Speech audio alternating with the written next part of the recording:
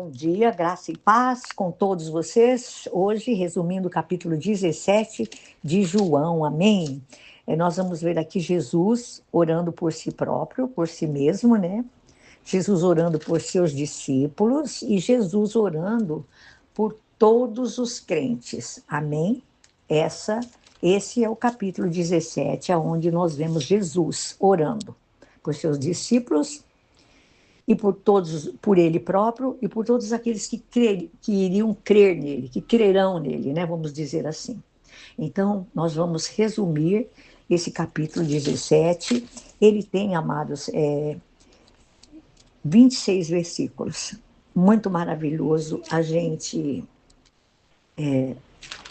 falando sobre a pessoa de Jesus aqui, vendo o próprio Salvador, né, orando por ele mesmo, como um filho fiel a Deus, e ele pede a Deus na sua oração para que Deus glorifique a ele.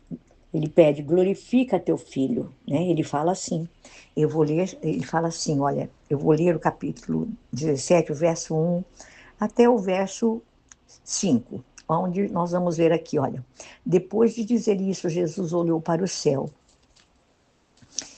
e orou: Pai, chegou a hora. Glorifica o teu filho, para que o teu filho te glorifique. Pois lhe destes autoridade sobre toda a humanidade, para que conceda a vida eterna a todos os que lhe deste. Gente, olha isso. Deus deu autoridade a Jesus sobre toda a humanidade. Está escrito aqui na palavra, a todos aqueles que vêm a Ele. E ele diz assim, ó, essa é a vida eterna, que te conheçam, o único Deus verdadeiro, e a Jesus Cristo a quem enviastes. Eu te glorifiquei na terra, completando a obra que me destes para fazer. E, Pai, glorifica-me junto a ti com a glória que eu tinha contigo antes que o mundo existisse. Olha aqui, então nós vamos ver que Jesus, ele já estava com Deus antes do mundo existir, versículo 5. E agora, Pai, glorifica-me junto a ti com a glória que eu tinha contigo antes que o mundo existisse. Maravilhoso. Jesus orando, pedindo ao Pai pela vida dele, para que o Pai glorificasse o Filho, né? E por que ele pede? Ele pede para que também o Filho te glorifique. Está escrito aqui, para que ele também, como Filho de Deus, pudesse glorificar a Deus que o havia enviado. E ele fala assim, que ele deu a vida eterna a todos os eleitos. Ele cumpriu com a sua tarefa, está escrito aqui no verso 4, eu te glorifiquei na terra, completando a obra que me destes para fazer. Então nós vamos ver o próprio Jesus falando com Deus a respeito da obra que o Senhor o havia enviado para fazer aqui na terra. E ele pede ao Pai que glorifique o nome dele na vida do próprio Jesus e que Jesus já o havia glorificado aqui na terra. Aí ele também ora pelos seus discípulos. Ele recapitula, sabe? Ele faz uma retrospectiva, ele recapitula todo o seu ministério com os discípulos. Aqui nesse trecho, do versículo 6 em diante, até o 18, 19, nós vemos aqui, ele revela o Pai aos discípulos. Ele entrega as palavras do Pai aos discípulos. Ele ora pelos discípulos. Ele os protege. E aqui no verso, tem um versículo aqui, o versículo 14, quando ele está orando pelos seus discípulos, né? E ele fala que o único que ele não pôde proteger foi o filho da perdição, que foi Judas, né? Mas ele fala que ele os protege, com exceção de Judas, né? Que traiu Jesus. A Bíblia fala aqui que ele também santifica os discípulos. Ele os santifica para a santificação deles, né? E ele se santifica. Jesus se santifica para a santificação dos discípulos. Ele os envia ao mundo, né? Isso é tudo o que Jesus recapitula o ministério dele juntamente com os discípulos aqui na terra. E Jesus faz pedidos ao Pai. Ele já prevê o ministério futuro do Pai para os discípulos, assim como já fez isso conosco, porque hoje nós somos os discípulos de Jesus. Então ele ora ao Pai, ele faz pedido aos pais para os seus discípulos, porque ele já prevê, ele pede que o Pai os una, que o Pai conceda paz a eles, que o Pai os proteja. Ele pede que o Pai os santifique.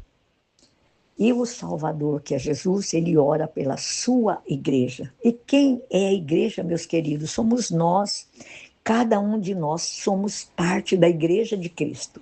E Jesus já de antemão, olha, lá atrás, lá no passado, irmãos, há mais de 2026 anos atrás, quando ele estava aqui no mundo com os discípulos, ele já orou por sua igreja, que somos nós. Naquela época, os discípulos e aqueles que creram nele. E ele orou para aqueles que creriam ainda, que crerão nele, aqueles que ainda vão aceitá-lo, que vão testemunhar como ele, que ele é o único Deus e Senhor das suas vidas. Ele pede ao Pai que ele unifique, que ele una a igreja. Ele pede que a igreja, que somos nós, honremos o Filho Jesus. Ele pede que a igreja demonstre o amor de Cristo ao mundo, às pessoas. Ele pede que a igreja desfrute do amor de Deus. E ele pede que a igreja desfrute também da glória de Cristo nos céus para sempre. Amados, nós somos esta igreja, né? Nós somos. E eu acredito assim que ao longo das escrituras, né, todos os seguidores de Deus são chamados à unidade, a esse comprometimento, sabe? Nós temos que ser comprometidos em unidade como igreja. Nós devemos orar para que todas as igrejas, amados, todas, os cristãos de todas as denominações sejam abençoados em seus ministérios. Nós não temos que competir com ninguém. Nós somos a igreja de Cristo aqui na Terra. Existem muitas denominações, mas todas as denominações aonde confessam Jesus Cristo como único Senhor e Salvador e prega o evangelho da verdade. É a igreja de Cristo aqui na Terra. E Jesus, nesse capítulo 17 aqui de João, nós vemos ele orando por si próprio, orando pelos discípulos e orando por todos os que crerão nele.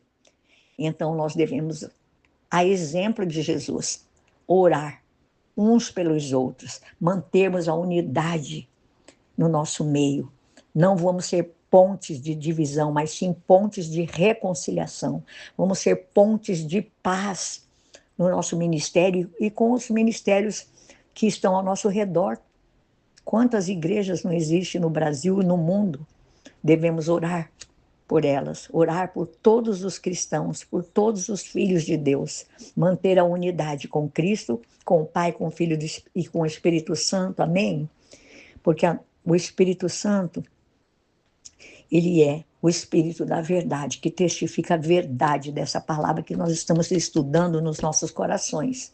Fique com esta palavra, fique com o capítulo 17, estude-o, leia-o, se maravilhe, assim como eu tenho me maravilhado a cada dia. A palavra de Deus, amados, ela se renova a cada manhã.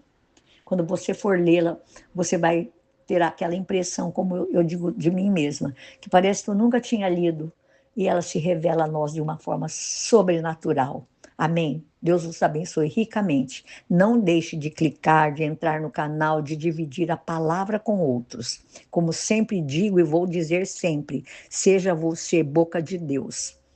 Em nome de Jesus, amém?